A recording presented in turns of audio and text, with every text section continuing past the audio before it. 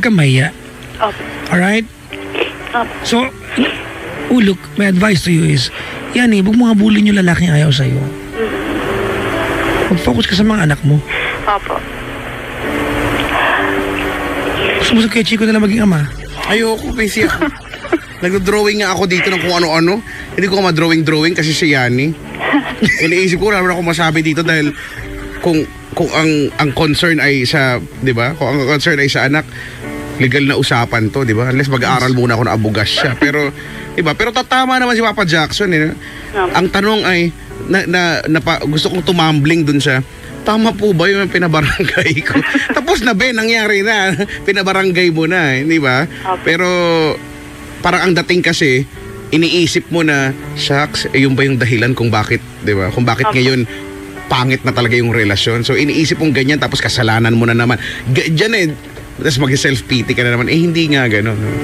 Kung clearly, itong lalaki na to, no, ayaw na nga sa'yo. Siya lang ba talaga yung lalaki sa mundo? Hindi naman.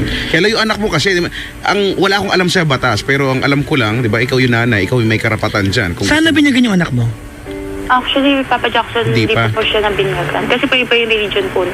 Pakilakas. Yung religion po. Pakilakas. Iba po yung religion ko. Alright, ganito Yani, hindi ko alam kung magkakamemo kami ni Kuya Chico sa gagawin namin. Bakit? Idadamay ko si Kuya Chico para dalawa. Oy, teka lang. Maraming salamat po sa nakinig. Ganito I mean, pagtawag niyo sa amin, we will not offer you anything other than friendship at malasakit. Video that. Here's what I want you to do, okay? Punta ka sa programa ni Idol, Si Tol. Tulfo. Si Tol. Ha? Apo. Sumbong ka. Pakisabi mo sa kanila, in-refer ka namin. Apo. Baka ma-research nila kung nasaan yung Lalaki. anak mo. Correct. Yung anak mo, may balik sa yung bata. Kasi I have watched so many documentaries na ibalik nila yung bata. Alright? Apo. Kung ikaw bilang nanay, kung kasi syempre naintindihan ko dalawa na anak mo, pangatlo, kung hindi mo kayang buhayin, at least kahit papano ate, magkaroon ng arrangement that you can visit your child. Apo. Hindi kasi dapat ipagdamot sa, that's kidnapping. Apo. Punta ka doon, sabihin mo, pakisabi thank you, pasensya na, in-refer pa namin, tinawagan mo kami. Hindi ka to, walang halong biro. Apo. Ha? Wala na kasi akong kilala doon, yung kilala ko nag-resign na kasi doon. Ibibigay ko sana yung number sa'yo. Oo, mga pangga hindi matataas ang pride namin para makatulong. Puntahan mo. Di ba? Si Idol, Tulfo, at magsumbong ka sa kanila. Baka mahanap nila yung anak mo. Apo. Thank you po, Papa. Or, nasa atin naman yung number ni, tama ba? Ni Yani, di ba? Di maganda siya na lang para wala na sa picture. Sa bagay. Sila na lang. Tapos balitaan mo kami, ha? Apo. We will be glad. Ganito, Yani, Yes. please work towards, having the right na makita yung anak mo kung talagang hindi mo kayang buhayin na ikaw lang. Naintindihan ko tatlo na yung isa ka lang. Apo. Kung gusto mo lang mayakap yung anak mo every time mo gustuhin, pwede namang isulat yan sa barangay, di ba? O DSWD. Tama? Apo. Kung pumapayag ka na ang anak nasa poder ng tatay at gusto madalaw, dapat make proper communication. Alright? Papa Jackson, pwede pa ako mag-iwan ng message sa kanya? Oh, wait lang, darating tayo dyan. Kumalma ka. May taxi sa laman. Kumalma, ha? Pero ate, parang ito, yun na lang kaya namin gampanan ni Kuya Chico. Huwag mong habulin ng lalaki ayaw sa'yo. Darating yung panahon, makakatagpo ka ng lalaki ate na hindi mo kailangang habulin. Makakatagpo ka ng lalaki, isisiksik ang sarili sa'yo. Oo nga, dapat siya pa yung maghahabol sa'yo, be. Yan. Hindi mo kailangan managot na dalawa anak mo, kailangan magpaliwanag ka ate. Hindi disability ang pagkakaroon ng anak, hindi kailanman naging handicap ate ang pagiging single mom. Ako, napakalaki ng paghanga ko sa mga single moms. Correct. Kasi di ba, ang hirap. Actually, the realization kay Chico na maraming single mom sa mundo is the realization na maraming pabayang mga nagagong lalaki. Correct. Hindi na magkakaroon single moms marami kung walang mga lalaking, di ba, nung paghubad ng panty, iniwan kayo, nabuntis kayo. Di ba? Apo. Hindi ko alam yung panty na yun, patanda yung hubaran. Hindi ko talaga alam. Maluwag lang. Baka, mag-donate nga tayo. Mamaihipan lang. Di ba, wag mo nang habulin natin. Apo. Wag ka, next time magka-jowa ka, sabihin mo, single mom ako, 3 na anak ko. Oo, correct. Di ba? Hindi mo kailangan mag-sorry kasi single mom ako. Huwag kang mag-sorry natin. Napaka-noble ng pagiging nanay. Ang hirap gampanan yan. Not even a full-time dad kayang palitan ng kayang gawin ng nanay. Opo. So huwag kang mag-sorry. Don't feel bad that you're a single mom. Alright? Nakakawa ko sa kanya. Imagine mo yung makakabaliw isipan sa anak mo. Di ba? Kung gaano kasakit sa puso ng isang nanay na wala yung anak mo sa piling mo. Punta ka kay Idol, Tulfo, pakisabi, pasensya na, tinawagan mo na kami, inirefer pa namin sa kanya, but honestly at aminado kami, baka may magawa sila para sa'yo. Opo. Ha? Opo. Pakikumusta, pakisabi, nakikinig ako sa kanya. Thank you po. Oo. Napapanood siya sa Facebook, ha? Opo. Oo. Pasensya ka na. Oh, at sana mabalitaan mo kami, Yani, ha? Opo. Oo Para naman. lang kung ano yung update dyan, Opo. Sige. O, ayan na, anong gusto mo? Yung mensahe niya, para sa lalaking to. Sampigay yung pagmumukha niya. Yun, sana nakikinig ka ngayon. Pangalanan mo ate, first name. Raymond. Hoy, Raymond! Baka yan sisigaw, umiinom ako. Tarantado ka lalaki ka? Gago ka? Hindi mo nakita yung hirap na sa nanay. Itatakas mo yung bata! Di ba paano paliliwanag sa anak mo na balang araw, pag naghanap ng nanay, anak tinakas kita, tarantado ka lalaki, ng hayop ka, demunyito kang... Tuloy mo na, sorry. Yun, Carried alam ko. away. Nagbubuisit ako, brad. Sorry. Sana, alam mo naman yung number ko. Hindi ko hinihingi sa'yo na kunin ko yung bata. Gusto ko lang, pakita mo siya sa akin. Miss na miss ko na yung baby ko. 3 months. Huli ko siya nahawakan. Sana, maawa ka naman sa akin. Hindi na ako nakakatulog sa gabi kasi siya iniisip ko. Alam mo yung hirap ko. Nung nanganak ako. Sana lang, please, pakita mo na siya sa akin. Yan lang po, Papa Jackson.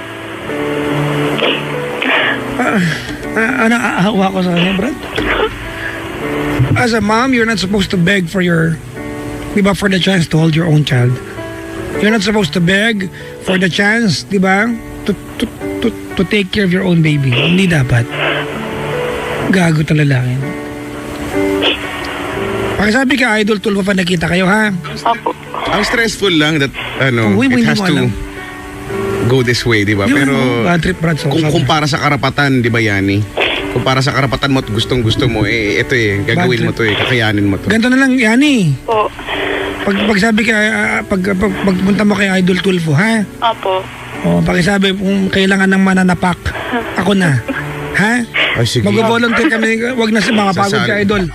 Oo. Oo, talaga bullshit ako sa mga lalaki. Alam mo, Chico, never try to hurt deliberately the heart of a mom.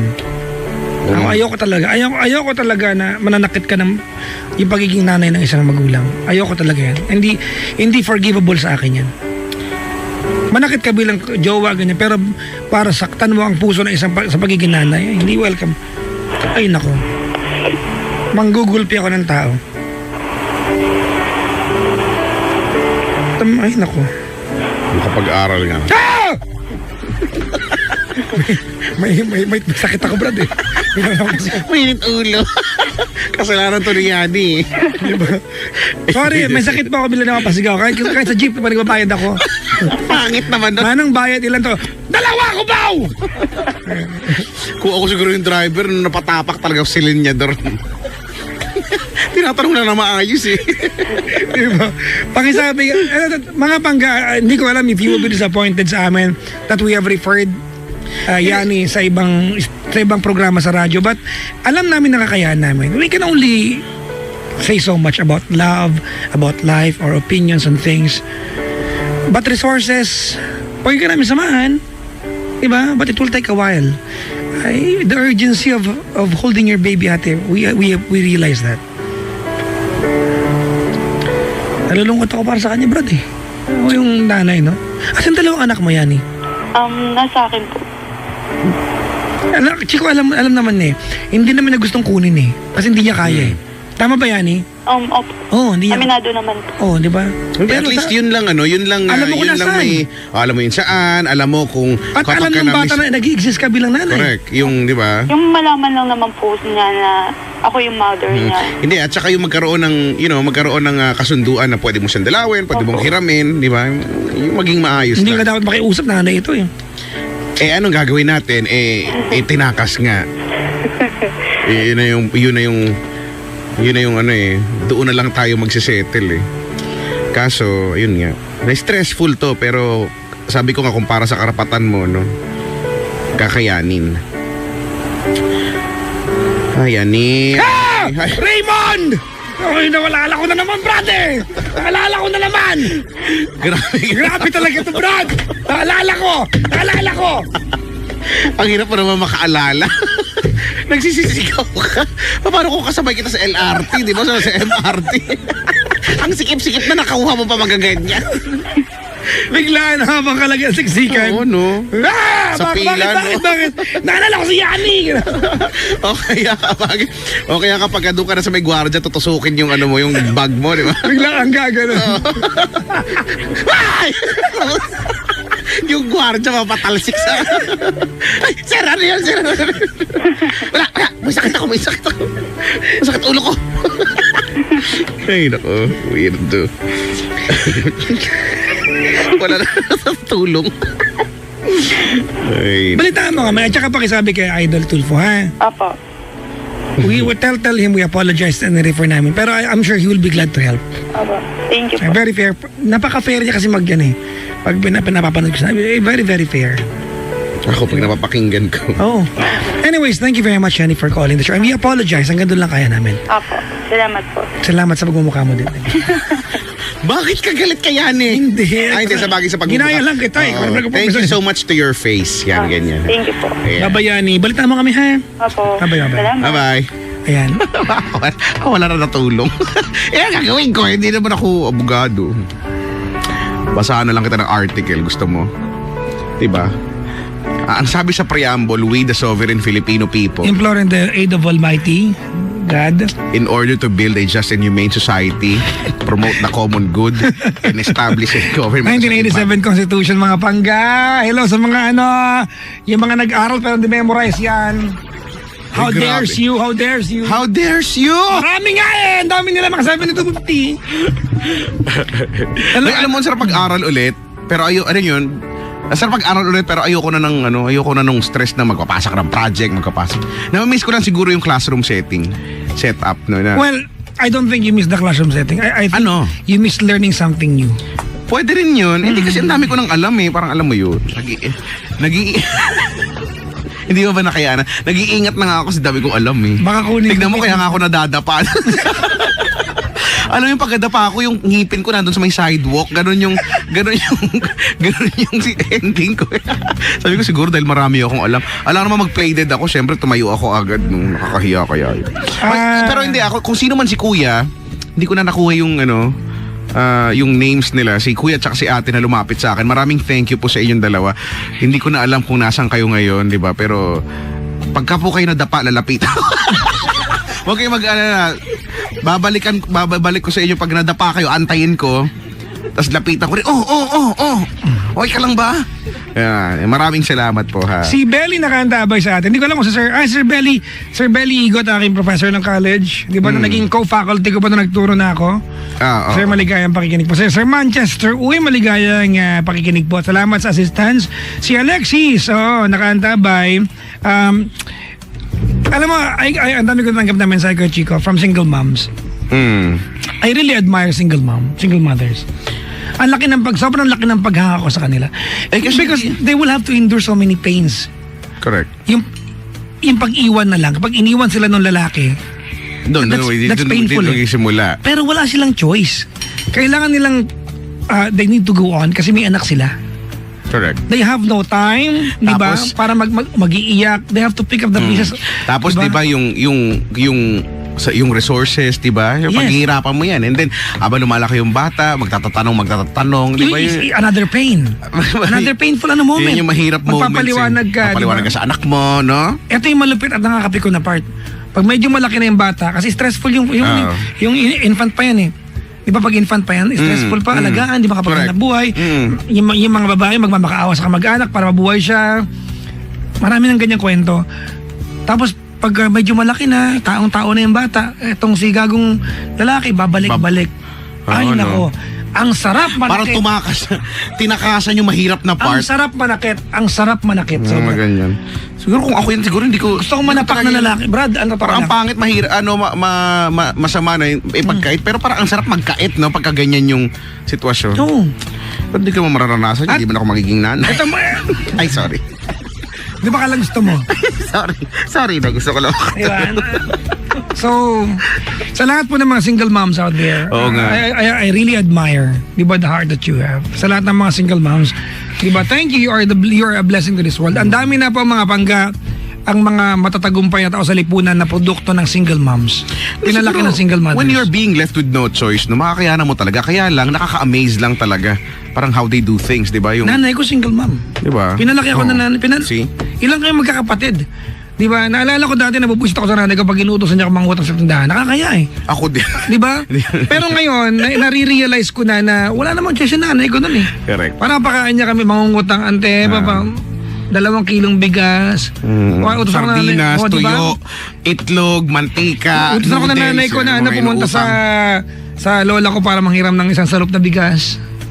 Talaga. Isang salop, oh. Masaing lang. Di ba? Oo. Kaya, asa kay nanay ko ngayon, dapat umuwi sa akin yun eh. Si Doña Grace. Hindi ko pa nakikita uli yun. Asan Tama nanay ba? ko Oo nga, hindi ko pa nakikita ulit. Simula Nanay nung ko. pag-uwi ko galing ng Dubai. Si Doña Grace. Para sa lahat ng mga single moms, di ba? Thank you. You are blessings. Di ba? You're all blessings to this world. Kung wala kayo, maraming matatagumpay na tao ang wala ngayon. Tsaka ibang magpahayo ang mga single moms. May lalim sila magmangaral sa anak. Meron silang kalupitan at pagmamahal na wala sa mga... Totoo ha, I'm not saying na magpakarami ang single moms. Hindi naman tama yun. Wala, hindi naman nila choice yun kung, di ba? Kung dadami sila, hindi naman nila choice yun. Di ba? Happy Father's Day po. Belated sa lahat ng mga single moms. Kaya nanay ko pag ano yan. Kaya ang motto ko sa buhay ngayon, pag nanay ko dumaing, I have to be there to the rescue. Nanay, single moms. Kaya wala ng mga anak na pinalaki ng single moms. Pag nakakarinig ako ng anak na bastos sa nanay, Tapos single mom. ay, nako. Hindi mo ka mag-anak pero gugulping kita. Makikialam talaga ako. Mananapak ako ng bata. Wala akong pakialam, baka magalit pa nga nanay mo sa akin pero hasaktan kita. Siyempre. Maniwala ka sa akin. Siyempre, magagalit Tuturuan talaga. kita. Galit ako sa ganyan. Ay, Galit. puso Ay, ng nanay, ganun eh. mananapak, papaluin kita ng alpomper sa pagmumukha at papatubuin ko yung nguso mo. Kasi hindi gagawin ng nanay mo, I will do it on behalf of your mom. Nako, Mananapak ako ng, ay nako talaga. yari kayo. Hindi, Sige, itatago ko kayo mag-alala. Nangunsinti pala ako. Itatago ko kayo kay Papa Jackson, ha? Meron tayong hideout. Okay, mag-alala ha. Ito yung plano natin. at may meeting place kayo. 8 p.m. na tara. 8 p.m. na, dyan naman nanampal na siya ng alpombra. Ito na tayo, may assembly point tayo, ha? Assembly At point meron pa kayo natin. color coding. Ikaw, dapat mag-black ka lang, ha? Ganun. Ay, Ganun ang gagawin natin, ha? Si Kuya Reagan, oh. Ang tropa daw niya sa Rizal Dash Owners Club. Sana manalo daw sila sa basketball game sa Sunday. Oh, syempre hindi. Hindi, sana hindi manalo yung kalaban niyo. Hoy, Miko, ha? Flory Conopio, maligayang pakikinig ko. Itong Miko Nakakatuwa Benzo yun, Quezon na to. I remember si Senator Manny Pacquiao. Siguro after post-fight interview. Hindi, pre-fight interview. Di ba? Ano sabi? Ano yung mensahe mo? Sabi niya, I hope no one gets hurt before boxing. Sa boxing. Di ba? I mean, no injuries, serious injuries. No injuries when I punch the face. I hope he won't say Oy, thank you, Senator Manny, for uplifting the moral of Filipino people. Diba, no? Senator Manny. At, revelation yung pagiging senador ni, Senator Manny. Very sensible senator when he questions people sa Senate. Ako, di na ako nakakanood ng... Very sensible. Ang galing ng mga tanong niya. Alam mo yung tanong ng ordinaryong mamamayan, dala niya doon. At itatanong niya sa paraan na tinanong ng isang mamamayang Pilipino. Kasi diba, sana nga mas ganun lang. Kasi minsan, alam mo, pag nanonood ako ng may mga Senate hearing, diba, sa TV, parang, alam mo yun, nalulunod ako sa mga, ano ba to?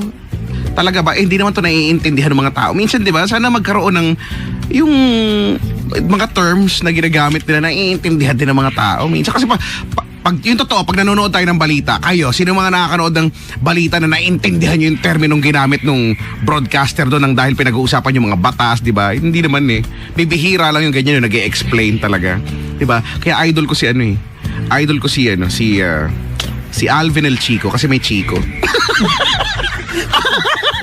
Walang sense yun. Hindi, kasi di ba pag nag-report siya, pinapaliwanag niya. Diba? Nagtaas ng ganyan-ganyan at ayon sa batas na ganyan-ganyan. Ibig sabihin, meron siya laging ibig sabihin. Tama. Pag pinakinggan mo siya mag-report, ibig sabihin, pinapaliwanag niya. Kasi yung iba parang wala lang, sinabi lang, okay, ano yun, diba? So yun lang. Plus na may Chico din sa pangalan. Pero Hi, ito kaklase ko to, Papa Jackson, nung college at dahil ang kurso Hindi namin ka nag-aral! Hoy, nag-aral ako! Maalis ka ng bahay, araw-araw sa nagpupunta. Sa SM Dasma. Oo, at ito kasi prilo yung ano namin, yung kurso namin. So, ito tinuloy, masipag tinuloy si Jen. Oo, sabi niya, hoy, lumiligal na kayo. Bakit ba? Basta Jen, alam mo na ha, pag ako dito ikaw kukunin ko ha. Alam mo na, yung pangkaibigan lang ha. Itong Busalpa na to. Jenny Pearl Busalpa. Hello sa'yo. Alam ko na may miss mo na ako, pero di pa kita na may miss. Try kita ma-miss next month siguro. Paalala mo sa akin, may miss pala kita. Meron dito sige lang. Ano sabi? Ito yung sabi niya, sobrang hirap being a single mother but very rewarding at the same time. Yung dad ng daughter ko nasa US na married already like 4 months ago. I don't know, pero napipikon pa rin ako pag nakikita ko na tinatag nila yung Facebook account ng daughter ko sa family picture nila, even have the guts to say our happy family. Like, what the F? That's my daughter. I'm the mother and it hurts me. Somehow, it insults me yung pagiging mom ko. Ano lang yan, hindi ka pa naka-move on. May put sa puso. Meron pa. Alam mo, you should be happy na ina-acknowledge pa rin yung anak mo. Look at it that way. Diba? Look at it that way. Hindi ko yung naka-move on. Bakit idol ko talaga Kapag ang puso. Hindi yan, ano yung kinakanta mo lagi? Oh, Hindi, yung kinakanta mong isang kanta niya. Ako. Ay, Di yan. Palaling yung Yan. sadyang di ako ang sigaw at tibok ng puso mo. Mabuti Ako pa niya magtaas nalaman ko na ako'y di mo gusto. I keep on loving you. Kung mag-alala kung sadyang di ako ang Ano? pinapangarap mo. Hindi ko alam kung ano lyrics. Ganon yan. Tsaka yung gulo ng palad. In fairness, parang ikaw yung original. In fairness, plakado. Idol ko yung Renz Verano, di ba? Nung bago ako pumunta dito, bago ako bumalik ng Pilipinas, nag-perform pa sila sa Dubai. O kami pa yung nag-host noon, no. Kasi kasama sila Haji Alejandro, Renz Verano. Yan sila. Sila nag-iinisan sa stage. Sabi niya, ito na yung matanda. Ganon sila. Pero di ba yan yung ang galing na yung nakabataan ko, yung kanta na sa Verano. Oo. Pero ganun pa rin, yung boses pa rin, no? Ang singer na naglakas loob na Tagalog ang Michael Learns to Rock.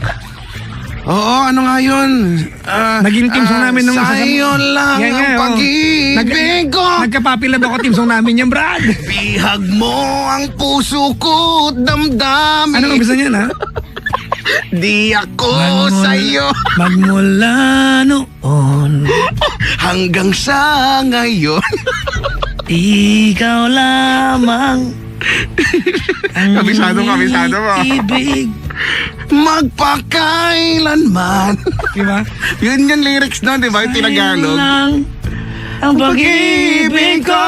Di mong Ang puso ko damdamin. damdamin. Di ako sa'yo Magbabago.